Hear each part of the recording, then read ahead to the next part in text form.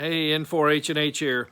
I just wanted to get this video out there as quickly as I could. One of the Patreon supporters of N4H&H Radio messaged me a few minutes ago, and he received a new FTdx10 over the weekend, and he had downloaded the menu optimizations document that is available to the executive and VIP Patreon supporters of this channel, and he was plugging in his the settings, and he looked at the firmware version of this brand new FTdx10, and it's 01-10 for the main. That's 01-10. If you go to Yaesu's website, it still shows that the newest update is 01-09. So he's doing some experimentation right now. He happens to have another FTdx10 with 01-09, so he's doing some comparisons. But I've looked all over the web right now, and I can't find anything referencing 01-10, and what might be different in it. He ran some initial tests because one of the things I was curious about is perhaps maybe there's an improvement to the DNF, the digital notch filter.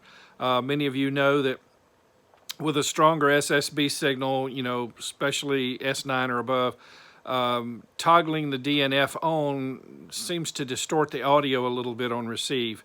So I've just left it off. I haven't used it. I'll just use manual notch when I need it. But that's one of the things I think should be shored up. And of course, I've been asking for the ability to right-click our mouse to be able to bring up the function menu rather than having to press the button because, well, quite frankly, I can make so many other changes with the mouse, but I can't get into the menu without touching the radio.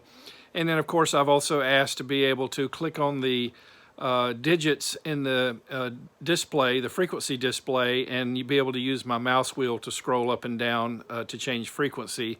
Those of you who've used logging programs like Ham Radio Deluxe and where you're using rig control, there are many other programs out there that can do it, would know what I'm talking about there.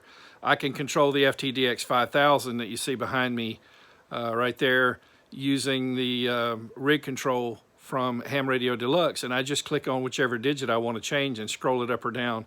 And I just think that's a no-brainer for Yaesu to add. And if you've watched my nitpick videos, I covered a couple of things in there that I would like to see added. And I know some of you have written Yaesu directly, as I have. I've contacted Yaesu directly, and to be quite honest, some of you know this, but I get the sense when I've talked to them in the past that they feel like I'm calling their baby ugly.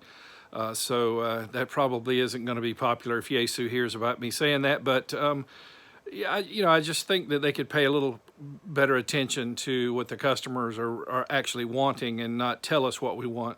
Don't get me wrong, I think Yaesu does a great job. I think their radios, especially for the price point, provide the most for the money.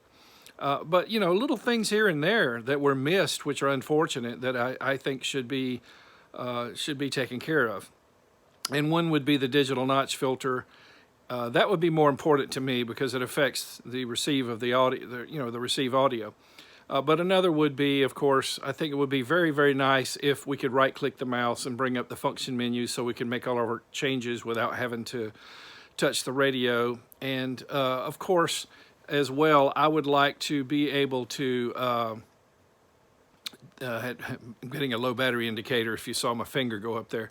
I would also like to, be able to scroll the frequencies and change them with the mouse wheel. And as a matter of fact, on that subject, I'd like to be able to click mode and bring up the mode menu without having to deal with the timeout that we have all complained about for changing mode and band as well. So I would like to be able to control all that with the mouse, and I just can't believe that is a task that can't be accomplished.